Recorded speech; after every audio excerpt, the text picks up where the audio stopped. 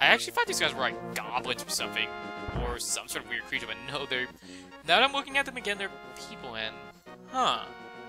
There was actually a third brother in the Game Boy Advance version that I think asked you riddles and stuff, but it was only after you beat 4 swords. My namesake.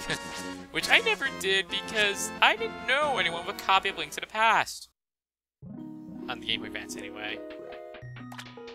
That piece of heart's out of reach, but yeah, like, most of my friends, they didn't really bother Nintendo, and I truthfully don't get why. I don't know, I think like the Xbox was getting popular and people were choosing that in the PlayStation 2. It's weird. I don't know. Well, that's, I think all the pieces of heart we can get for now. I'm trying to remember if there is anything else. There doesn't seem like it. Like, down there's one, and there. And I think maybe in this area, but it's not really going to be coming to our, into our path, because we have to head to the east. I'm going to find the Elder. And I'm also going to put this out there. This game introduced a very odd trend, in my opinion. Names that most people cannot pronounce and conflicts people, for good reason. The main bad guy, Agnahim, or Agenahim. How the fuck you pronounce that? I don't know how to pronounce that properly. I don't think anyone really does. Some call me Johnny, said, just named him Jerry, and I don't blame him. Damn it, get over here. All the shit really does in this game is actually defend you from projectiles. It doesn't really defend you from attacks. But I guess, I mean, it helps. It doesn't defend you from all projectiles, you have to upgrade it for that.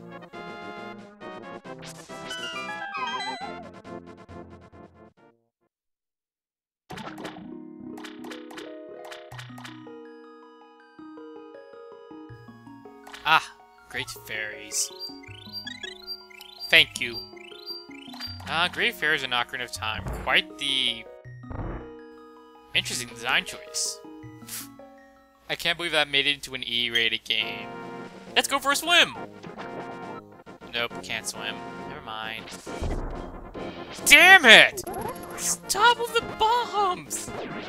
Just gotta fucking heal. That's not fair. Okay, but anyway, they look like fucking strippers, and they have like no clothes on. I remember Lucajin was fucking mind blown because she never played it. And she was like, "What the fuck? Is this real?" I can't remember just laughing so hard at them. And well, it's not like she's wrong, but you just gotta wonder how that made it through. I mean, they censored the blood in Ocarina of Time in order to avoid an E rating, so how did naked adult women get by? This is what we need the mushroom for, by the way. Press Y, not A, in order to give it to her. And to give you something later. Not really required, but it's nice. Oh! This person will give you the red potion, and I think it was... I think actually in the Game Boy Advance version, it was Maple, her granddaughter in that was introduced in the Oracle games. I don't know. I think it was just a nice little throwback and stuff. Over here, I think well, there's nothing we really do. There's water and stuff, but I think there's also a giant boulder that we can't lift.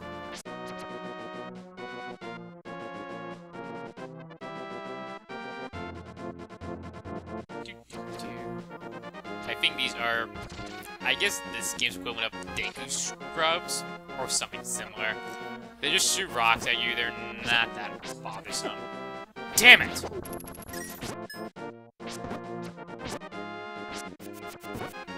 I think there's something over here, let me see, I know... Ooh, what is that? That's interesting. Oh, shop. Never mind, was that during the Game Boy Advance version? I don't think so. There's a piece of heart over there, but I know I can't get it. I need the... In order to swim, you need Zora flippers. And there's a Zora right there. Evil little things, those fish. Another fortune teller. Let's continue. Just head to the east, because, again, there's really not much I can do. We have to wait a little later to get an upgrade, a new item, and so on. I was hoping I could have another heart container. I know I can't at this point.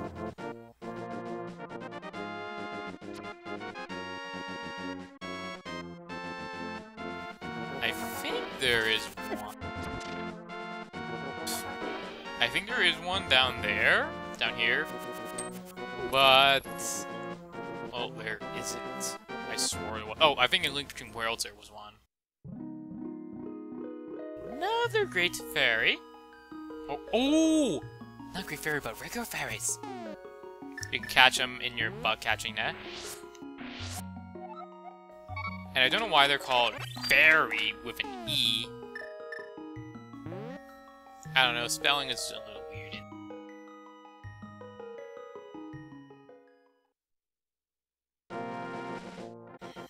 Let's see. Those statues come to life, kind of like Armos in Ocarina of Time and Majora's Mask.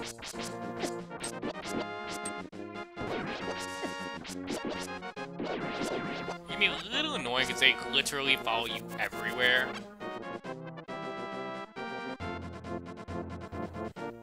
Yeah, I was hoping I could have a piece of...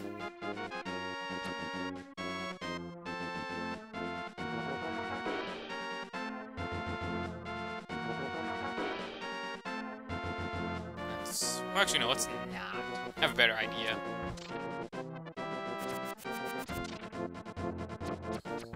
Whoa. Multi-shot. Anyway, this is where we actually need to go, so that's good. This is the Elder Sasha. We'll just call him Sasha. That's much easier.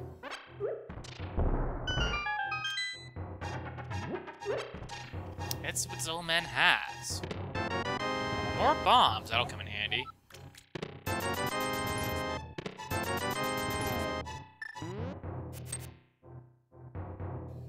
Anyway, after we raided his back room, let's see.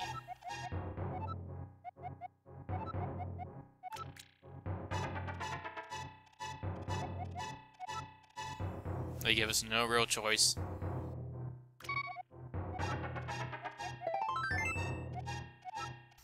Let's just head out. Let's see what we can find.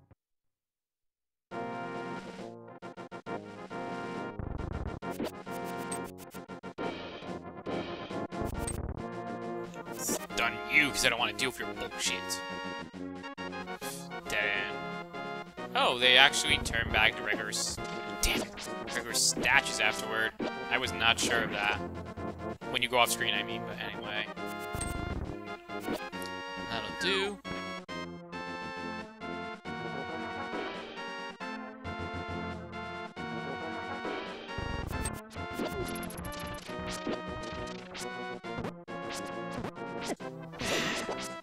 Guards are everywhere, they're trying to come for me. Is there anything over here?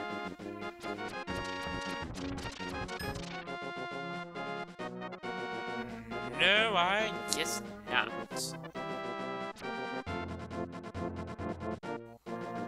Again, I keep thinking there is a piece of heart, but I know there isn't.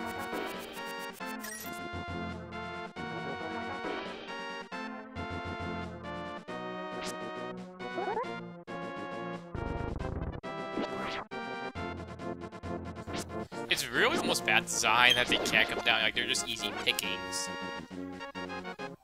Oops. Every fucking time. So here we have our first real dungeon. I believe Hyrule Castle is really more of a tutorial showing you how things work, getting you acquainted with things. And in that it doesn't have a collectible and a boss face at the end, unless you count the mace guy, but I believe this one, the East Palace, is a first true dungeon. It has branching pathways, most of which are either required or optional, but they help you in the dungeon anyway. Or they just give you something nice in general. Anyway, those, they look like boulders, but I think those are marbles, above all else. They look way too marble-like. I don't know what you're thinking, Nintendo. Anyway, 100 rupees! Very nice! Big boulder there. I don't know if there's really a set pattern to those things. At least for the big marble comes out. Either way, we have to collect the Pendant of Courage and also what's in this big chest. What's it gonna be? It's gonna be something really good, I can tell. Oh boy, I can't wait. But yeah, we need that in order to progress, in order to battle the boss. And really in order to get access to anything else.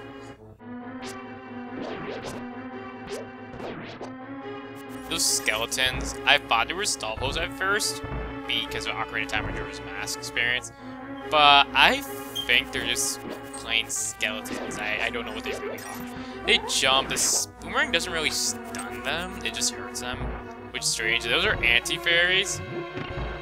They take away your magic, very rare for an enemy to do that in a Zelda game. And you can't really deal with them with conventional methods. The item we get from the old hag will give us a way to deal with them. We got the map there, so we can basically see the whole area. There's not that many rooms that we haven't explored. And not even much to the second floor. I do believe that while this game did set up the boundaries, I do still like how future games would really add on to what this game started. Like, for one thing, I think the games really did do well on story in comparison. I mean, what this game had to do with its story, I think it conveyed really well and did really well. With dungeons and items, I think it also did really well. But I think it's mostly because, in the case of the 3D games like Ocarina of Time, they would do just so much more with the hardware and so on. Like, you know, you can actually aim bows instead of just firing. Same with the hook shot, same with a few other things, and also more controls. Another thing is, I think we're coming up on the compass, but anyway, the compass was really expanded on the sequel, Link's Awakening. It really just pinpoints the dungeon's master. I forget if Hyrule Castle had a compass. I don't think it did. But if I recall, in a Link's Awakening, first, push! Push! Push! Pull! Oh. Pull! Step up. Pull! Look at that face, though. Anyway, let's disappear. It is Sasha Harala! Because I really don't know how to say his name. Now, he says you can use it here, but that's not saying it's the only method. There's a method just as effective. That's an arm name there, but we don't have to deal with that. That's the big chest.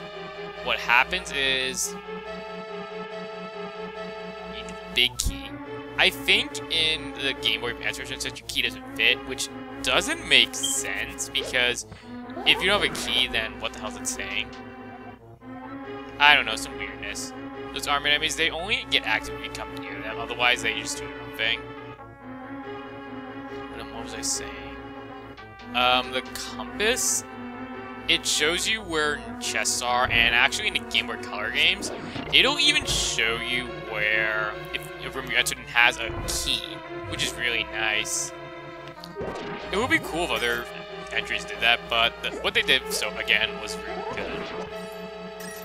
What was odd in that is how, as I said in the beginning, how, what is it? Cracked walls were actually notable, like they made a different sound and everything. Link's Awakening did away with that in a weird way. Instead, what it did was... What is it?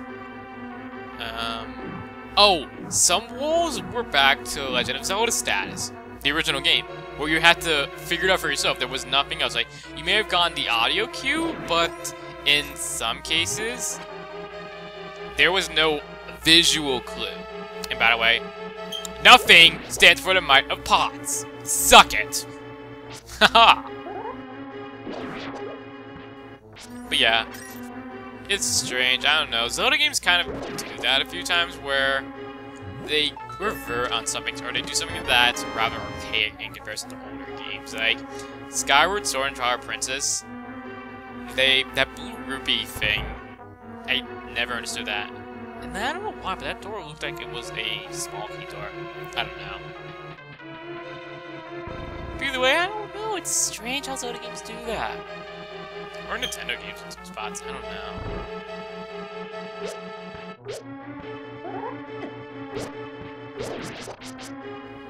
Either way, now we can open this and we get a bow. If you're missing arrows, it'll actually give you free 10 arrows. And those skeletons throw their heads at you.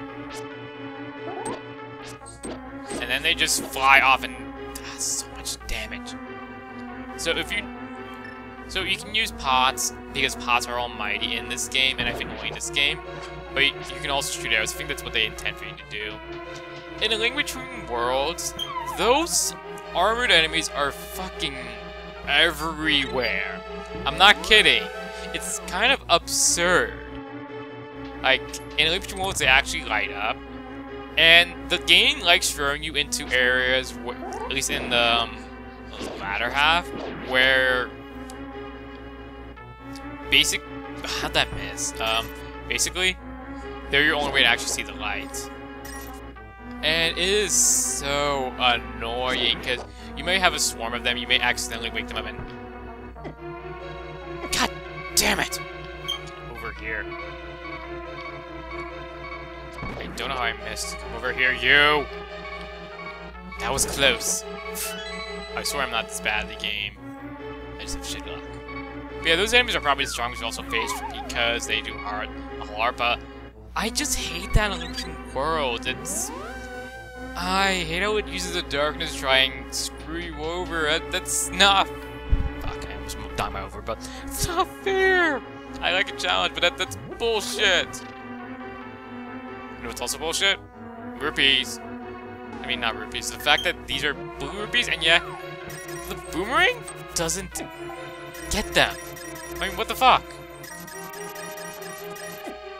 And by the way, you've seen that they actually are taking my magic, and they do a whole lot. Damn.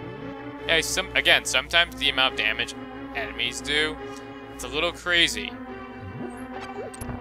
We're heading up to the second floor. Now, if you actually are able, if you want, you could head back to the old hag. Her item will actually be able to deal with the antivirus that we listed before, but it's the only way to really deal with them. Anyway, come here. If I was gonna miss that. Fake switches. And I waited a little too soon. And the almighty pot. Damn it. How many sword trips does it take to deal with this? Oh, 4? Or is it 5? Are you serious? Those things are durable.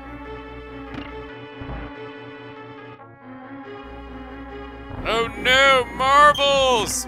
I don't know how I remember that, but marbles! And I didn't get hit by a single one. Oh god, those red ones. Those are the ones that are real pain in the ass in Link Between Worlds.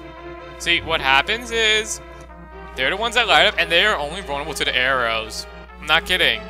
You saw that the almighty pot did jack squat. And they take... Thanks, skeleton. You had to take one for your buddy.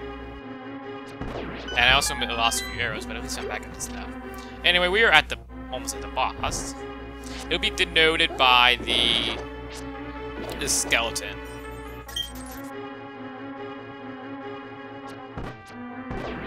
Whoa. It's also almost actually kind of creepy how these things awaken in Link Between Worlds, because they have a sound effect, and they also have like just the way they open. It's like so sonic compared to this game where it's just like subtle. It's like you may not even notice it, but in Link Between Worlds, it's a creepy sound of it. I'm like, ah, what the fuck? Behold the first boss, the deadly Almost Knights. They have a very odd pattern. They die to 2 arrow strikes. 3 per one, I think. I believe it is 3. they go over the place. They can be a little bothersome for a first boss. But you see there, I'm actually getting rid of them kind of easily, and they also are fairly telegraphed. I mean, I'm kind of low on arrows, sort of. Now, when you're on to the last one, I would say try and get 2 arrow strikes per one, because it gets a little trickier. Oops, I thought that one still had more. I think the red one takes a little more, and... perfect. Boom, shakalaka.